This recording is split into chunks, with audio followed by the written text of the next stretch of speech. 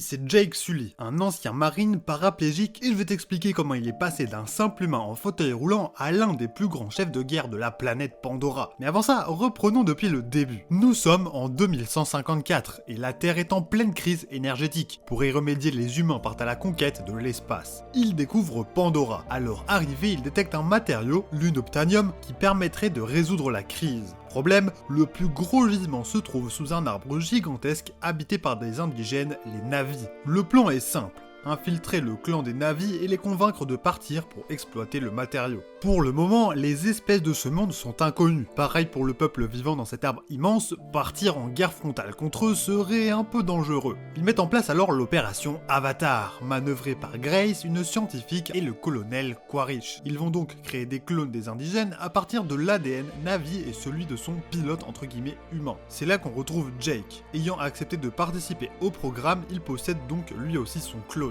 Son fonctionnement est facile. Jake se met dans une boîte et lie son cerveau à l'avatar plongé dans un coma artificiel. En gros, quand son corps humain bouge, son avatar ne bouge pas et inversement. Il apprend donc à utiliser son avatar aux côtés de Grace, la scientifique, qui dirige donc le programme comme vous l'avez compris. Une fois opérationnel, Grace et lui sont envoyés en mission dans la jungle. Pendant un moment d'égarement à observer la beauté de Pandora, notre protagoniste se fait attaquer par un Thanator, un espèce de rat géant et très hostile. Il parvient à fuir le prédateur et se retrouve seul dans un environnement inconnu. Il manque de mourir face à des bêtes, mais se fait sauver par Neytiri, une jeune Na'vi. Bon. Avant toute chose, il faut que je vous parle de Eywa. C'est en quelque sorte la divinité de ces indigènes. Je dis en quelque sorte puisqu'il semblerait qu'effectivement un esprit lie les créatures les unes aux autres, comme un espèce de cerveau géant qui donnerait des coups de pouce à la vie. Et justement, suite à un signe d'Eywa, la jeune Na'vi que Jake a rencontrée accepte de l'emmener à l'arbre maison, lieu de vie des Na'vi. Notre ami rencontre le chef du clan, père de Neytiri. Reconnu par Eywa, il charge sa fille d'enseigner les usages et coutumes locales à Jake. De retour dans son corps d'humain, il donne au colonel toutes les infos sur les indigènes locaux. Notre héros est ainsi chargé de convaincre les habitants de la forêt de quitter l'arbre maison. Au passage, Grace se méfie des intentions du colonel. Elle part donc avec Jake et son équipe dans les montagnes flottantes de Pandora, à l'abri de ce dernier. Pour le moment, l'opération est un mixte entre du militaire et du scientifique. Jake Sully fait partie de base de la team militaire, mais rejoint le camp de Grace qui représente les scientifiques après, on va dire, tout ce qu'il a vécu en tant que Avatar et en tant que Na'vi. Malgré sa mission de base, il finit par s'attacher au peuple de cette planète. Au fil du temps, Jake apprend la chasse et la langue Na'vi. Il arrive à dompter un Ikran, devenant ainsi un membre à part entière du clan. Il se lie d'ailleurs d'amour avec Neytiri, mais le bonheur n'est que passager. En effet, des bulldozers commencent à détruire la forêt, et face à cette situation, Jake fait son choix. Il trahit le colonel et aide les Na'vi. Sauf que l'antagoniste interrompt la liaison de Jake avec son avatar et l'emprisonne lui et Grace. Les peuples locaux comprennent alors que notre héros était un traître et non un vrai Na'vi. Et oui, en fait, il les a approchés en faisant ami-ami. On parle d'une mission d'infiltration militaire quand même, donc les Na'vi locaux sont pas censés savoir que c'est un humain qui pilote ce corps-là. En parallèle, le colonel envoie ses forces aériennes qui bombardent l'arbre maison. Le clan de la forêt essaie de lutter, mais leurs arcs ne peuvent rien contre la technologie humaine. L'arbre s'effondre et emporte avec lui le chef du clan. Dans la base principale, Jake et son équipe parviennent à s'échapper, cependant le colonel leur tire dessus et blesse gravement Grace. Il se réfugie en pleine jungle pour la soigner. De nouveau lié à son avatar, Jake tente de rejoindre les survivants du clan. Il est aussitôt rejeté. En effet, ils le considèrent tous maintenant comme un traître. Les humains sont les ennemis du clan à un point, c'est tout. Afin de pouvoir réintégrer le clan, Jake tente de devenir un Toruk Makto. Chez les Na'vi, en fait, le Toruk Makto est un être extrêmement influent et respecté. Pour le devenir, il doit dompter le plus grand prédateur de Pandora, le grand Léonoptérix. Avec beaucoup de courage et de style, il faut le dire, il y parvient. En fait, si une telle créature se laisse monter, c'est comme si Eywa validait en personne l'individu qui l'a chevauché. Jake est donc réintégré au clan et rassemble plusieurs tribus Na'vi pour contre-attaquer. Et oui, même si le problème humain ne touche que le peuple de la forêt, les autres clans savent qu'ils seront les prochains sur la liste. Donc ils préfèrent envoyer leurs guerriers maintenant plutôt que de subir tout ça plus tard. Il appelle d'ailleurs Eywa à les aider pour défendre Pandora. Au passage, Grace finit par mourir et son esprit rejoint la divinité de la planète. Bref, voyant sur le radar que les Navy se regroupent, le colonel décide de mener une attaque préventive. La guerre frontale peut enfin éclater. Au sol, la technologie humaine est trop puissante et les Navy se font malheureusement écraser. Dans les airs, le colonel et ses hommes sont par contre dépassés. L'appel de Jack a été entendu. Des milliers de créatures déferlent sur les forces aériennes de notre antagoniste. Son vaisseau s'écrase, mais il parvient à s'en extirper équipé d'un exosquelette. Il trouve le refuge de l'équipe de Jake, ce dernier le rejoint, le duel final commence. Le but de notre antagonisme est d'éliminer le corps humain de Sully qui se trouve sans défense dans l'abri des scientifiques. S'il y parvient, son avatar tombera et il aura gagné. Notre héros manque de poignarder le colonel qui réplique et endommage le caisson dans lequel se trouve le corps humain de Jake. Neytiri, qui a toujours des sentiments pour notre héros, intervient et tue le colonel de 2 flèches, parvenant à sauver de justesse sa moitié. Après cette victoire des Navy, les humains sont forcés de quitter Pandora. Jake est accepté et même loué pour la bataille qu'il a gagnée. Sans ses connaissances d'humains, il y a beaucoup à parier sur le fait que les indigènes se seraient juste fait massacrer. Avec l'aide d'Eiwa, l'esprit de Jake est complètement transféré dans son avatar, il est désormais un vrai Navi.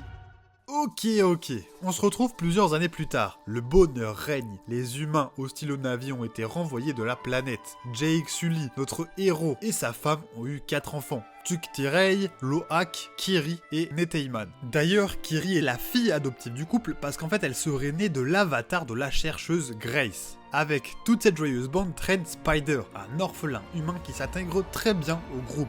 Bon, on apprend d'ailleurs que ce serait le fils du colonel, mais vu qu'il vit en permanence avec les Navy, eh ben, il a vraiment honte de cette origine en fait. Sauf que malheureusement, le bonheur finit toujours par s'essouffler. Ici, c'est à cause du retour des humains venus pour en découdre une bonne fois pour toutes. Surtout que le colonel, lui aussi, est de retour. Et ouais, carrément. En fait, avant de partir pour sa dernière mission, notre antagoniste a été cloné génétiquement, et sa mémoire et personnalité ont été renvoyées sur Terre au cas où la mission échouerait. Et comme vous avez pu le constater, il a été tué. Du coup, un nouveau colonel a été créé. Sauf que là, il a été créé sous forme de Navi pour pouvoir concurrencer les habitants de Pandora. Une plus grande force, une plus grande taille, une vitesse similaire, bref, ils veulent faire concurrence aux habitants locaux. Et si les humains viennent aujourd'hui sur Pandora, c'est pas pour miner des matériaux comme pour la première mission. Selon la générale qui dirige les opérations, la planète Terre serait en train de mourir, et ce nouveau monde pourrait bien être le nouveau refuge de l'humanité. Il est donc vital que les Navy posant problème soient éliminés et que la planète soit en partie terraformée.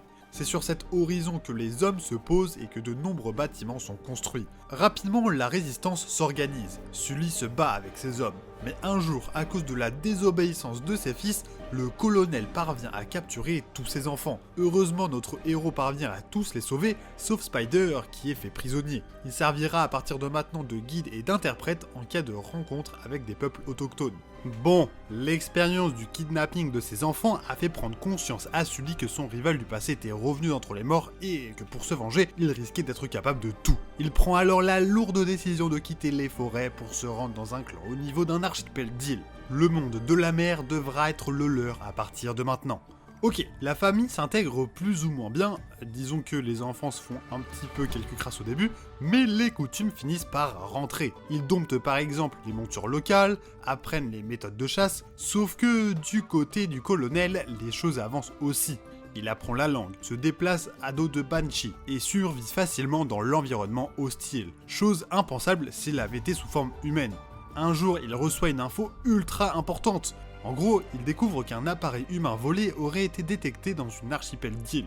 Il se doute que c'est celui, puisque depuis quelque temps, il n'avait pas été vu dans le coin. Et il a bien raison. En fait, notre Navi préféré a fait venir ses amis scientifiques parce que Kiri, donc sa fille adoptive, a fait un malaise et un espèce de coma duquel elle ne sort pas. Paniqué, il a fait venir de l'aide au plus vite. Bon, au final, Kiri, elle s'en sort, mais c'est pas ce qui nous intéresse puisque le colonel, lui, il n'hésite pas. Il réquisitionne un navire chassant habituellement les baleines et direction les îles. Certes, il y a beaucoup de lieux où notre héros pourrait être tout simplement caché, mais bon, qui ne tente rien n'a rien. D'ailleurs, notre méchant profite de ses armes et de sa position de force pour persécuter tous les clans qu'il croise sur sa route. Il leur demande où est caché Sully, mais personne ne l'aide. En réponse, il fait brûler des villages. Et ces exactions arrivent aux oreilles du clan dans lequel est hébergé notre ami. Tous veulent réagir, sauf Sully qui prie tout le monde de ne rien faire. Eh oui, on parle d'humains avec des armes de guerre qui se battent contre des primitifs avec des lances et des flèches. Sauf que le Tulkun d'un des fils de Sully se fait attaquer.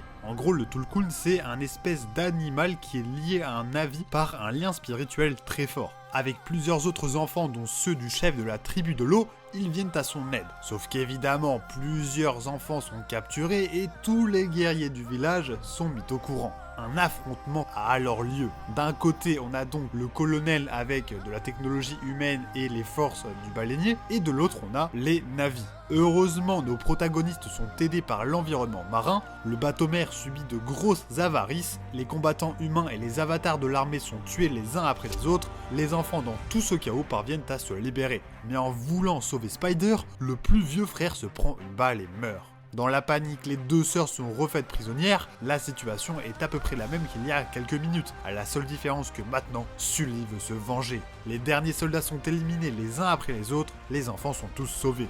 Finalement, notre héros finit dans la cale du bateau et le duel contre le colonel peut commencer. Le combat est très serré mais c'est Sully qui l'emporte, laissant son adversaire sombrer dans la mer. Sauf que Spider, quelques minutes plus tard, le sauve en le remontant à la surface. Et ouais, malgré tout le mal qu'il a fait, le colonel reste son père. Sans tarder, il part rejoindre sa vraie famille, les Na'vi. C'est dans le cycle éternel de la vie que se termine notre histoire. Le fils de notre héros, tombé au combat, retourne à Eywa. Du coup, le chef du clan indique à la famille que maintenant qu'un des leurs repose parmi leurs ancêtres, ils font partie du peuple de l'eau. Désormais, il n'est plus question de fuir, pour protéger leur maison et leur peuple, il faudra se battre. J'ai envie de dire, rendez-vous le 17 décembre 2025 au cinéma pour voir la suite. Si vous avez apprécié la vidéo, n'hésitez pas à vous abonner, à liker et à commenter le prochain film, la prochaine série que vous voulez qu'on fasse sur cette chaîne en résumé ou en récap. Sur ce, je vous dis à la prochaine, bisous bisous.